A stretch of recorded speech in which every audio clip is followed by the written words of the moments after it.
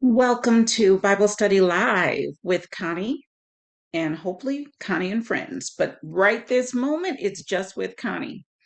So I hope you all have had a good holiday weekend and you're back into it. It's a busy time, but Bible study is so important. And I learn something every single time I study. So I had to share, even though today's been, there's been a lot going on today. But if we can't take time to read the Bible, then what are we doing this whole thing for, right? Without that, we're nothing anyway. So I'm taking time to do a short Bible study, and I'm glad that I am.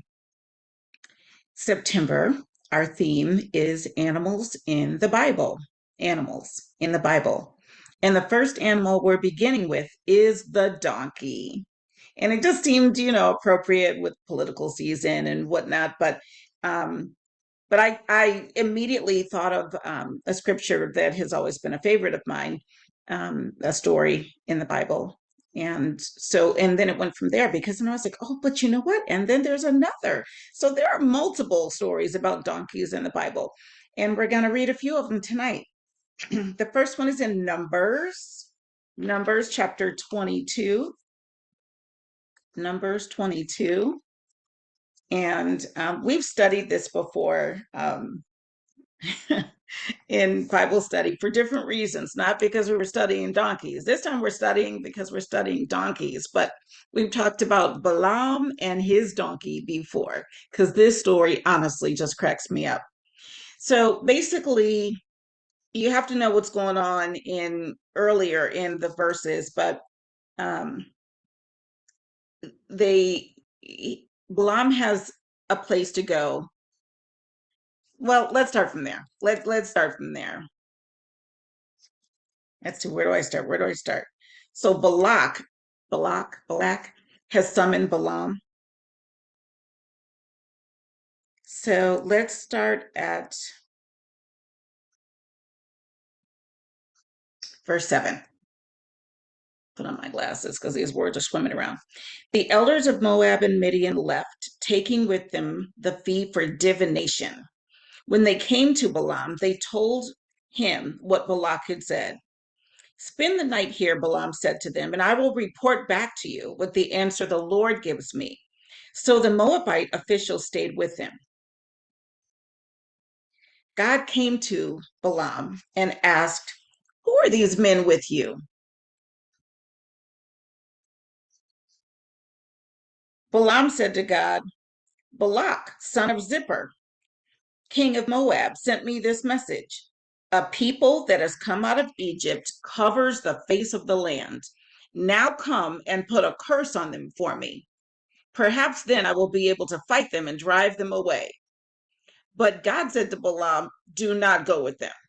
You must not put a curse on those people because they are blessed. The next morning, Balaam got up and said to Balak's officials, go back to your own country, for the Lord has refused to let me go with you. So the Moabite officials returned to Balak and said, he refused to come with us. Then Balak sent other officials, more numerous and more distinguished than the first. They came to Balaam and said, this is what Balak, son of Zippor, says. Do not let anything keep you from coming to me, because I will reward you handsomely and do whatever you say. Come and put a curse on these people for me.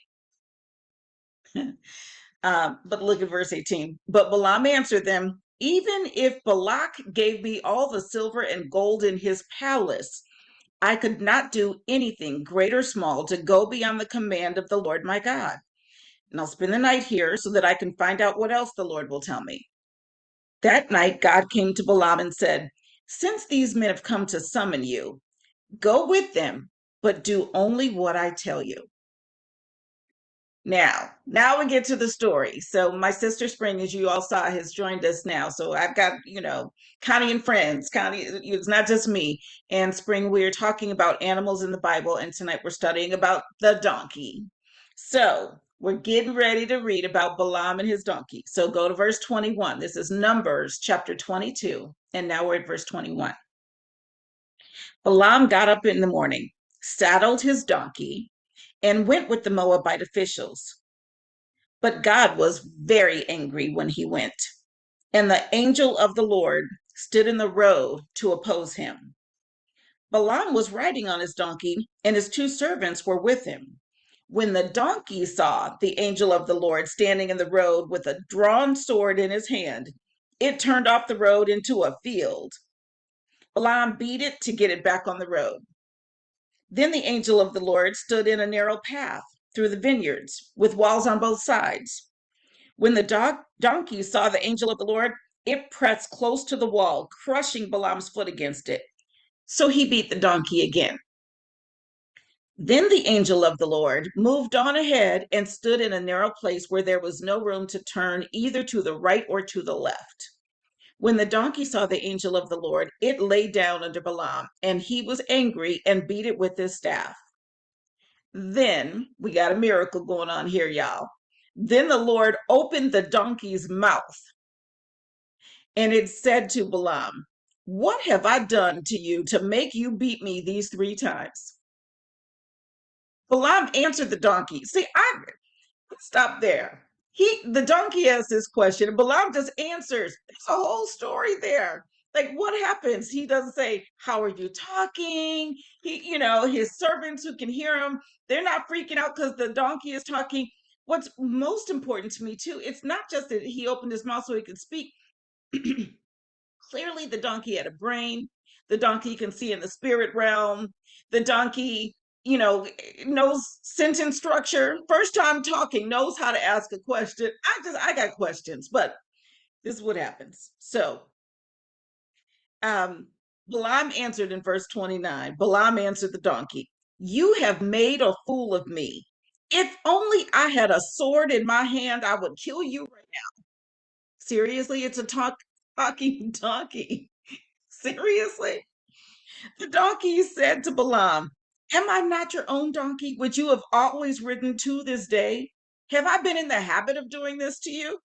Like, just think of the reasoning skills in this donkey's mind. Like, these are philosophical questions. He's trying to get him to think back. Have I ever done this before? Like that. He's not just asking basic questions of, "Master, there's something in the road." Like, it's not very basic. These are well thought out questions. So he says, "Have I been in the habit of doing this to you?" "No," he said.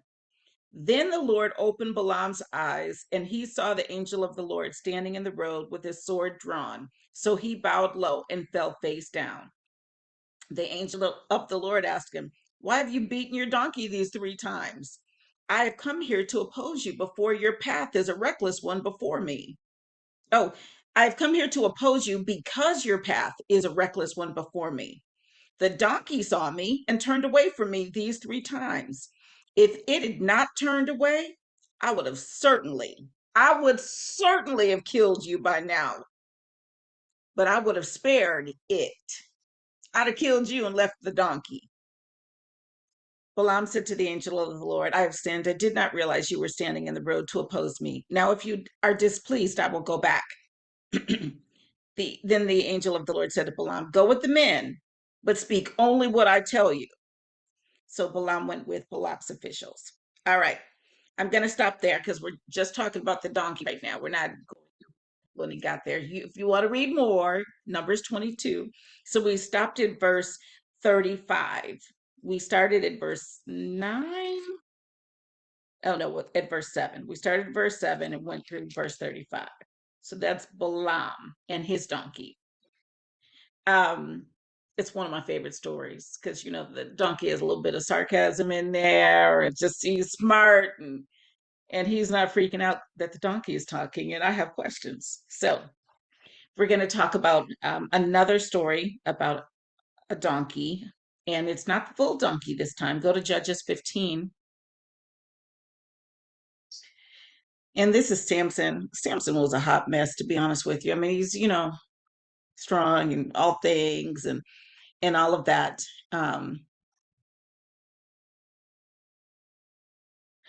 But the Philistines, which, was messy. He shouldn't have been messing around with the Philistines anyway. We studied that as well in another Bible study where who he chose to marry was not the right person to marry. And she immediately set him up and he got mad at her. So when you look at the start of chapter 15, Look at what it says. Later on, at the time of wheat harvest, Samson took a young goat and went to visit his wife. He said, I'm going to my wife's room, but her father would not let him go in. I was so sure you hated her, he said, that I gave her to your companion. Isn't her younger sister more attractive? Take her instead. Samson said to them, this time I have a right to get even with the Philistines. I will really harm them. So he went out and caught 300 foxes and tied them tail to tail in pairs. He then fastened a torch to every pair of tails, lit the torches, and let the foxes loose in the standing grain of the Philistines. He burned up the shocks and standing grain together with the vineyards and olive groves. When the Philistines asked, who did this? They were told, Samson, the Timnite son-in-law, because his wife was given to his companion. So the Philistines went up and burned her and her father to death. Messy. Samson said to them, since you've acted like this, I swear that I won't stop until I get my revenge on you. He attacked them viciously and slaughtered many of them. Then he went down and stayed in a cave in the rock of Edom, Etam. The Philistines went up and camped in Judah, spreading out near Lehi. The people of Judah asked, why have you come to fight us? We have come to take Samson prisoner, they answered, to do to him as he did to us.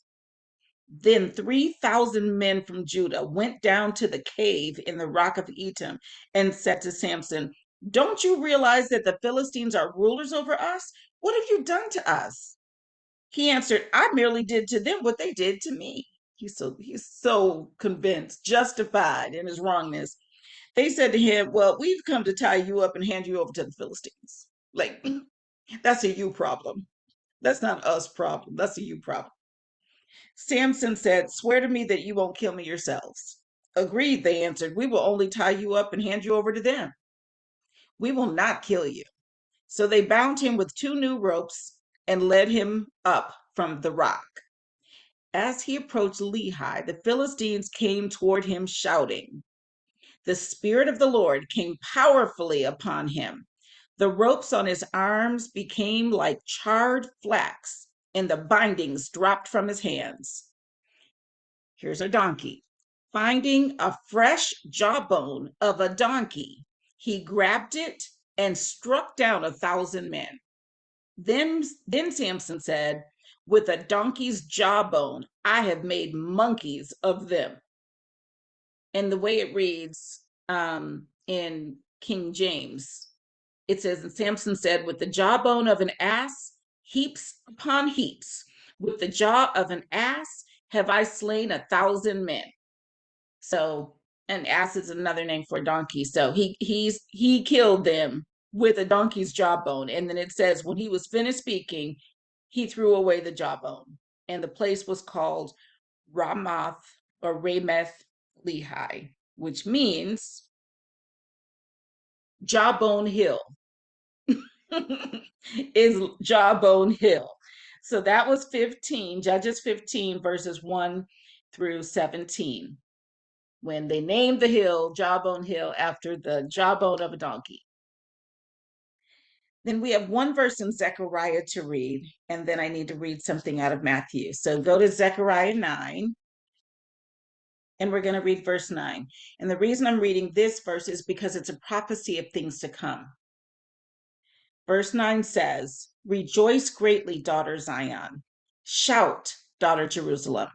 See, your king comes to you, righteous and victorious, lowly and riding on a donkey, on a colt, the foal of a donkey. That is Zechariah 9:9. And then when you go to Matthew chapter 21, you look at verses 1 through 11, and this is Jesus doing exactly what it said in Zechariah 9:9. Matthew 21, 1 through 9, 1 through 11. As they approached Jerusalem and came to Bethphage on the Mount of Olives, Jesus sent 2 disciples, saying to them, go to the village ahead of you, and at once you will find a donkey tied there, with her colt by her. Untie them and bring them to me. If anyone says anything to you, say that the Lord needs them and he will send them right away. This took place to fulfill what was spoken through the prophet. Say to daughter Zion, see your king comes to you, gentle and riding on a donkey and on a colt, the foal of a donkey. And it references Zechariah 9:9. Verse 6, the disciples went and did as Jesus had instructed them. They brought the donkey and the colt and placed their cloaks on them for Jesus to sit on. A very large crowd spread their cloaks on the road, while others cut branches from the trees and spread them on the road. The crowds that went ahead of him and those that followed shouted, Hosanna to the Son of David.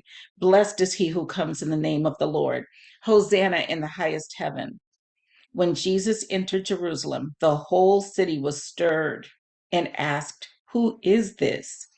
The crowds answered, This is Jesus, the prophet from Nazareth in Galilee. So those are the scriptures I'm reading about a donkey. I was doing some study about donkeys and politics because, donkey is the mascot or the image for the Democratic Party. And that started, I read about it long ago. It actually started in from a guy. He was a visual artist. He was an artist, and his name was Nast, Nast. And he depicted the Democratic Party as a donkey and the Republican Party um, as a elephant. And when you look it up, this is according to CNN.com.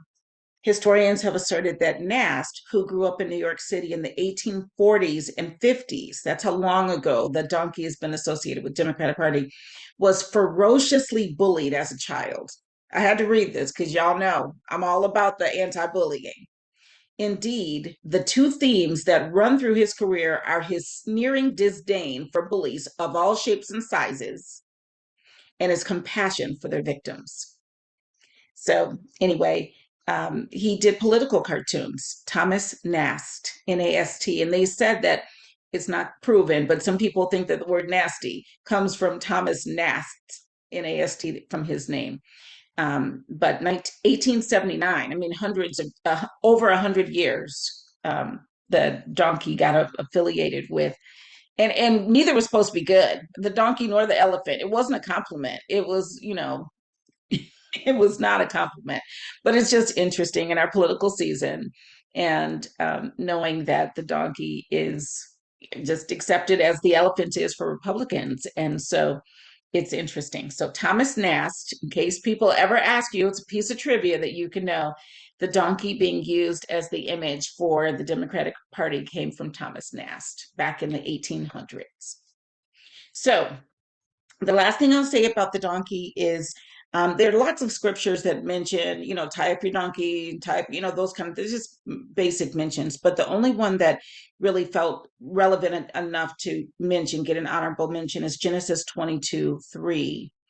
Genesis 22, verse 3. And that's when Abraham was getting ready to sacrifice Isaac before the Lord stopped him. And he saddled up his donkey and took Isaac to go be sacrificed. And so that was another mention of having a donkey. So that's animals in the Bible is our theme for September. We started with the donkey, and we talked about Balaam's donkey, who started talking. We talked about Samson using the jawbone of a donkey to whoop up on the Philistines. And then we talked about the prophecy of Jesus riding in on a donkey and then seeing Jesus ride in on a donkey in Zechariah and then Matthew. So I hope that was a blessing to you. I'm going to bring my sister on screen and see what she has to say. Hello, sister. No, I'm so glad I joined tonight. I was headed somewhere else, and something said, "You missed Bible studies. Well, just sit this one out and just stay home and join your sister's Bible study." So I'm glad I was able to come on. That's interesting. I didn't know that animals were the theme for the month of September. So I came on. I'm like, why is she talking about a donkey? So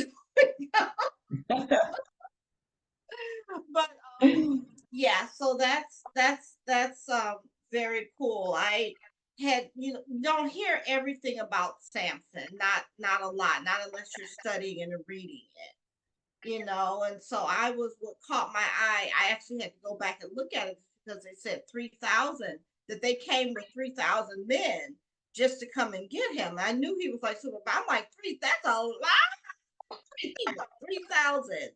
And then it says he killed 1,000, but that was a different thousand.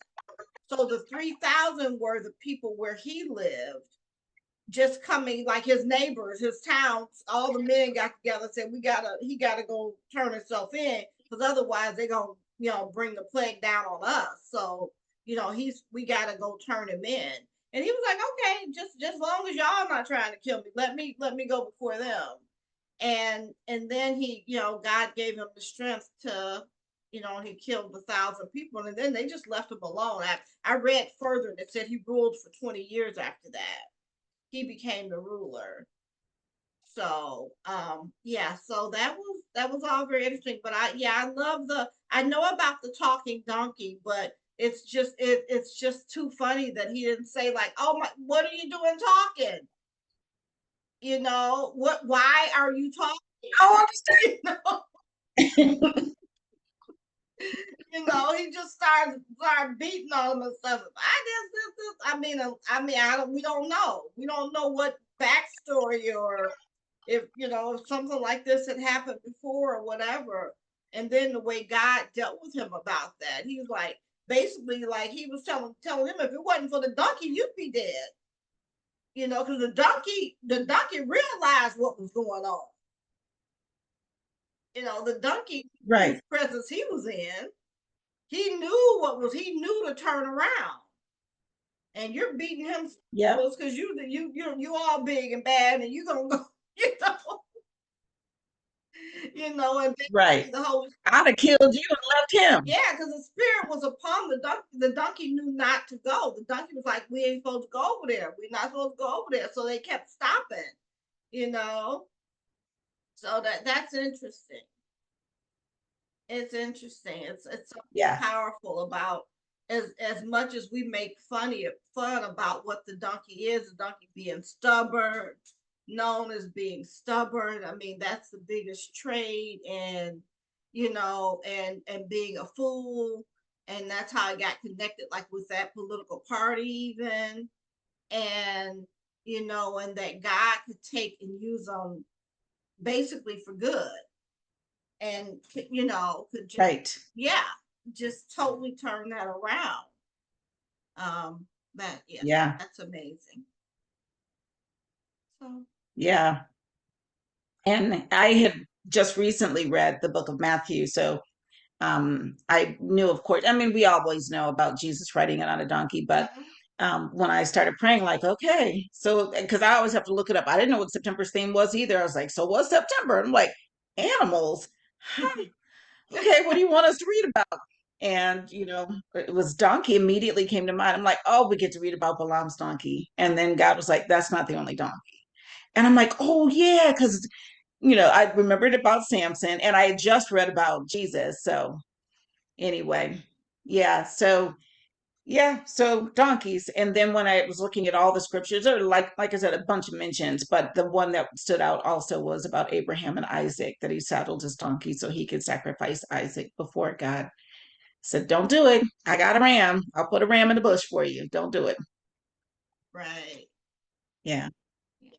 So anyway, well, so hopefully Facebook, I'm hoping that you learn some new things about donkeys and also about Thomas Nast, and you now know how that happened to be, that we're sharing some relevant information for you, some scripture, as well as some political, current events and historic events and things like that. So I pray that tonight's Bible study was a blessing to all of you. And thank you, my sister Spring, for being here.